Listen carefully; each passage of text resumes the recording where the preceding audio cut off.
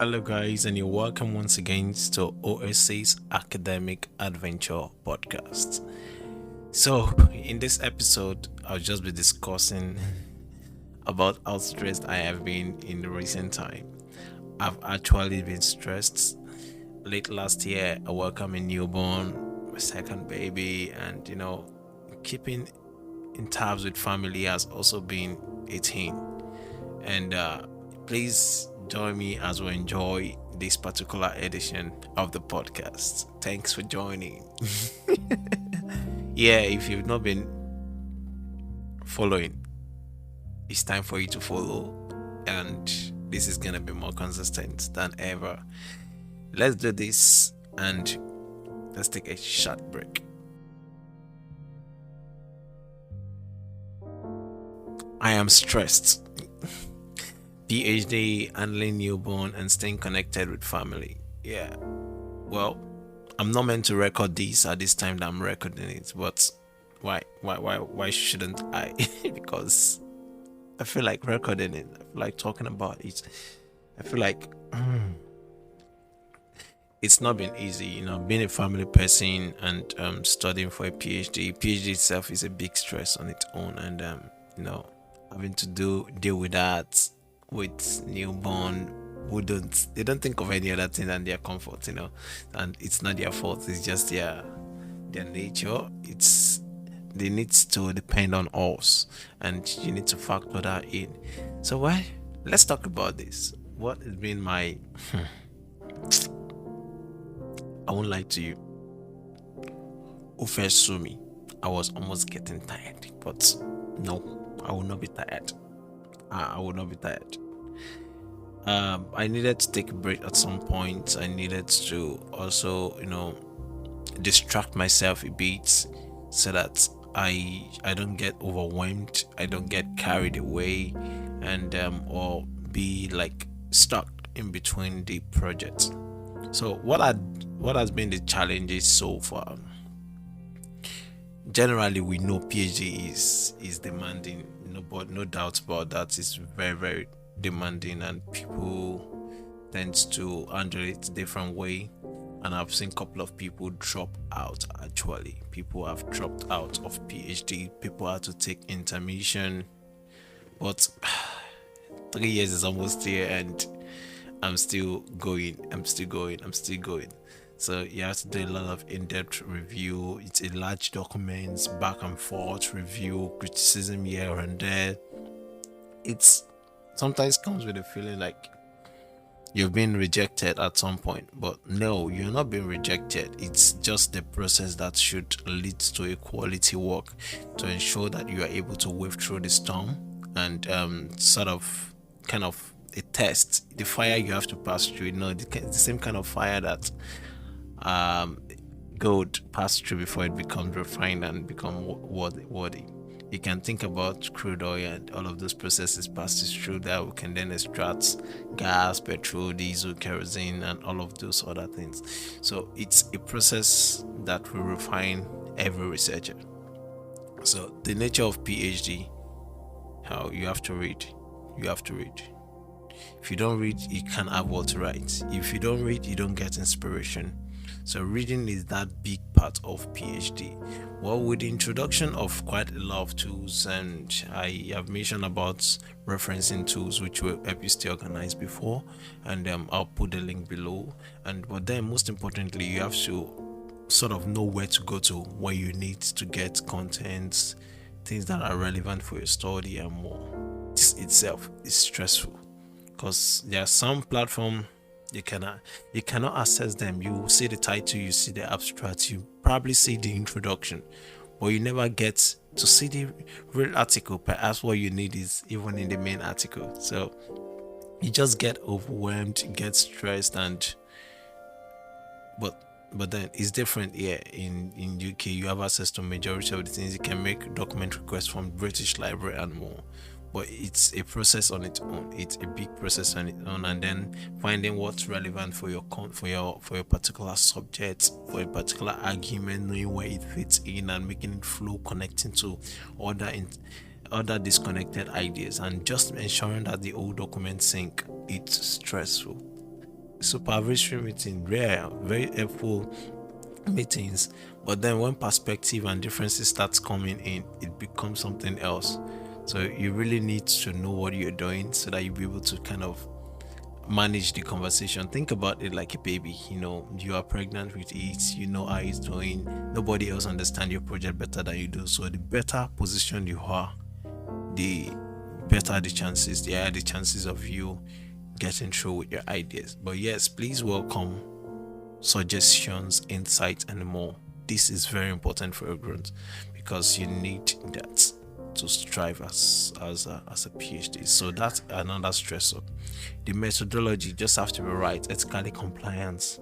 I have to go through the ethics review, which I also went through sometimes late last year. I think I found great that there was really no. It was approved with minor corrections, which I just had to tidy, and then that was it. So yeah, I may probably do talk about it, do a podcast around it afterwards. So let's move on to another stressor. Another stressor is writing. Well, for many it is not. For me, yes, it's not for me, but for some people it is a big deal because they don't have the flair to write. I'm a writing person. I like to write a lot, so it's not a problem for me. So for some other person, it can become a serious thing that tend to affect their productivity, and they have some things to write, but they don't know how to go about it. So for some people, it is a very stressful thing to do. So, well, for me, it's not. It's not. It's really big stressor. How I do it, you want to know? I think I did a content on how I navigate my writing process.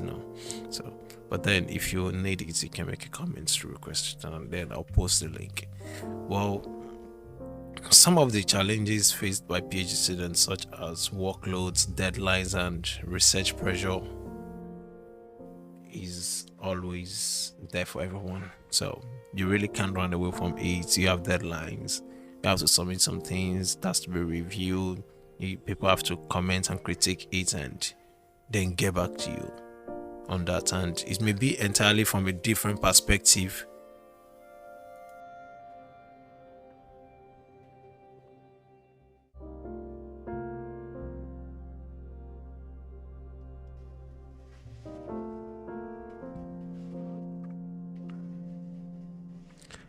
Well, yeah, so you are not immune from workload, deadlines, and more because you have to keep up with all of those activities. Those are part of the test that you have to go through to see if you can deliver research within a certain period of time. So, well, I'm just going to share my experience and stories. Man, beginning my PhD was tough. I had the proposal, all the plan, all set out in my head, written out, but then everything started playing out differently. And first was my proposal twisting and changing. At the point I wanted to even, because I wasn't happy with the change, I wanted to start off with another topic afresh, and then I looked at it again. No way, I shouldn't. Then I stuck back to my original proposal, mashed it up, and then did more work, and it became something substantial. So yeah, that was a very big stress. During the review, I didn't know the kind of review I should do. I didn't know how to even. I knew how to do literature review. Not that everybody knows how to write some sort of a review. If you are going for PhD, at least you do that in your proposal level. But knowing how to navigate it, what style, what approach, if you are doing thematic, conceptual, how to organize it generally, it becomes something else. But then I was able to navigate my way through, and then it was quite very easy. And yeah, that's for PhD. And then how does it now connect with adjusting to parenthood? I've got a son before who is 2+ going 3 this year, and we welcome another baby because we just wanted to be done with baby production. Yeah, so we needed to be done with that, and then we sort of agreed, and then well, my wife and I, and then we had a baby, and then it becomes another area its own self. The pregnancy stage, very funny, and but I got the support of my wife, who was also working while she was pregnant. That's really a big, massive support, because I can work as a PhD student beyond a certain hours. So I've got 20 hours, and at a point I needed to stop working because I just have to focus on this PhD thing to get things going. So life changed, things changed, activities change, and then to men, baby came, boom, attention all on baby, attention all on baby. You just have to focus on baby at that point in time. So if you can hear any noise in the background, it's my son talking.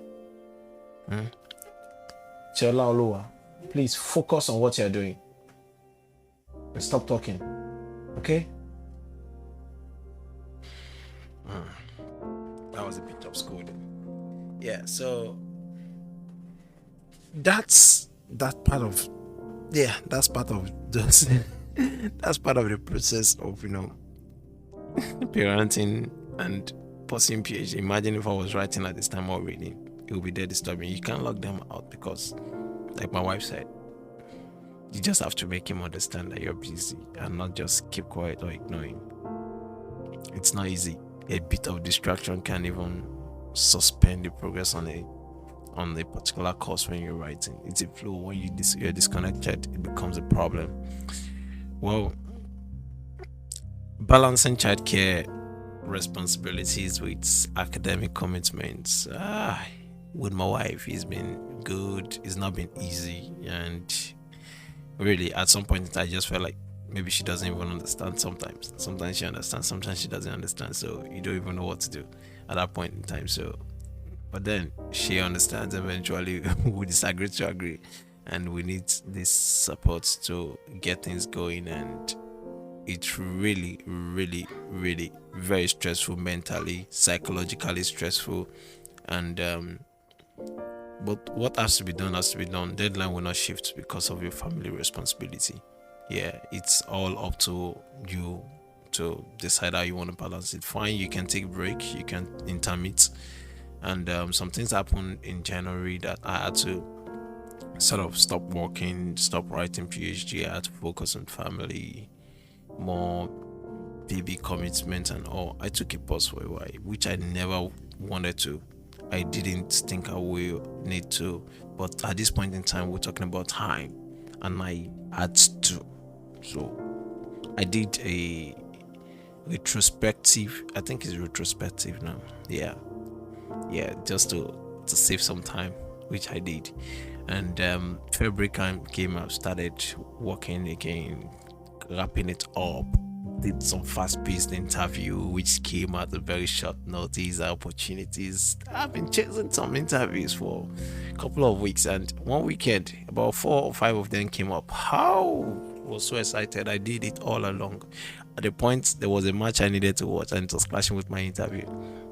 Anyway, I had the interview, and I watched the match. You may say I'm on serious. I was just looking at the screen and the scores and all. I had to do that either way. But then the interview was also fine. And in fact, it's one of the best interviews I had during those the last 3 or 4 months. So let's move on. So what else? What should I talk about? Balancing the responsibilities, I would say generally is not nice. So as per tips and strategies for managing time effectively, you have to plan yourself out because nobody will teach you. Because a PhD is very independent work, and managing it up with parenthood, handling newborn who don't care about your time. They don't care if you're stressed. They don't care if you are fine. They just want what they want at when they want it. And sometimes you just cry endlessly. You can't even explain it. You can't help it. So what do you do at that time? You suspend everything. So you just have to plan your time to whenever works for you. There's no special recommendation for when to how to plan the time. Whenever you have the opportunity to work, make the best use of it. Yeah, that's what I would say about that. So if you have got assistance, it's gonna be very, very helpful. Support system. I've got quite a number of support, but then it's they really have to go on with their own life too. So they have activities, things to do for themselves too. So they will leave at some point. So, but then if you got a family staying around who is free, that would be a great one. So while you're working, they're looking after the baby, and yeah, co-parenting arrangement thing. My wife is not working now. I'm also not working. I'm just focusing on PhD. How do I handle finance? It's crazy, man. It's crazy. I had to cut some job too, and had to do some things at some point, so to make it up, quite less than 20 hours, but it's not sufficient. This has also impacted on, which is the third segment that I want to talk about, which is nurturing family connections. It has affected family connection. We try as much as possible to keep up with it by maybe praying together, watching movies together, just playing cards. I've got quite a number of cards with me, so I've got some games right behind me here too. So, but then when you see that you've got a lot of work to do again, your mind will be twisted and cut off that. So, well, either way, strong relationship is very important to get yourself going and for you to be productive. Because if you are not emotionally satisfied, it's going to affect your productivity level. So that I can say about nurturing family connections. The second thing is to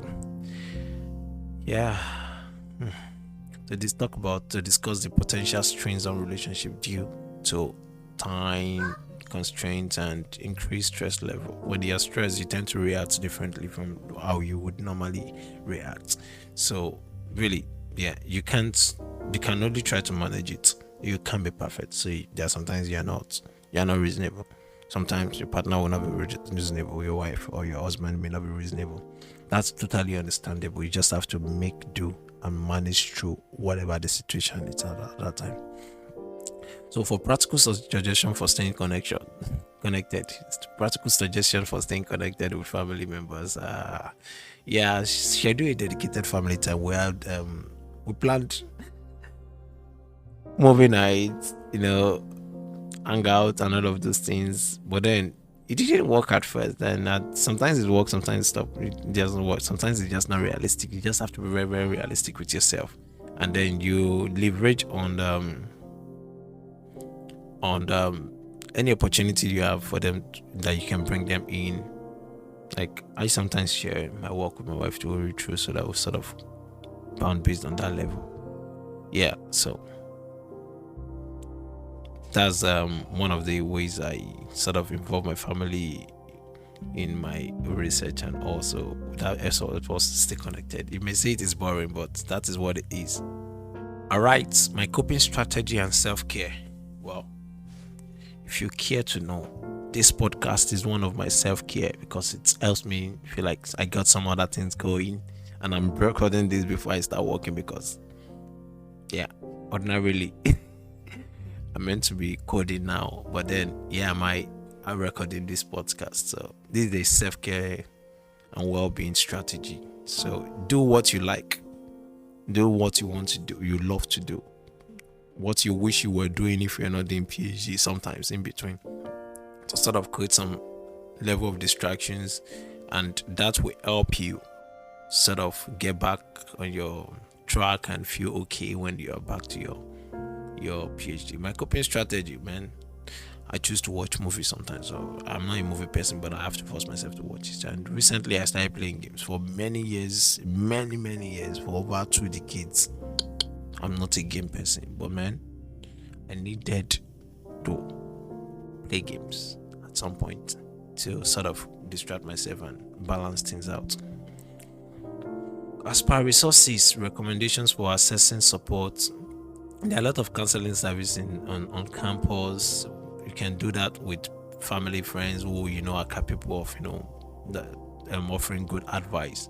But then I'm not using any, so I find my own counseling in the Bible.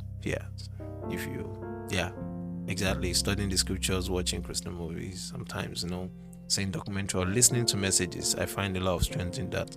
So I really don't go for the how do I call it now?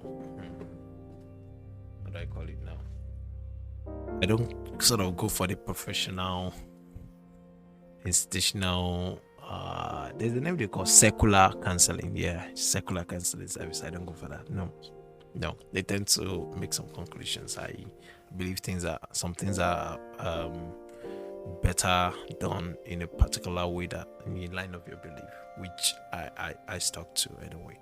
So there we go about that. So the next thing I want to talk about is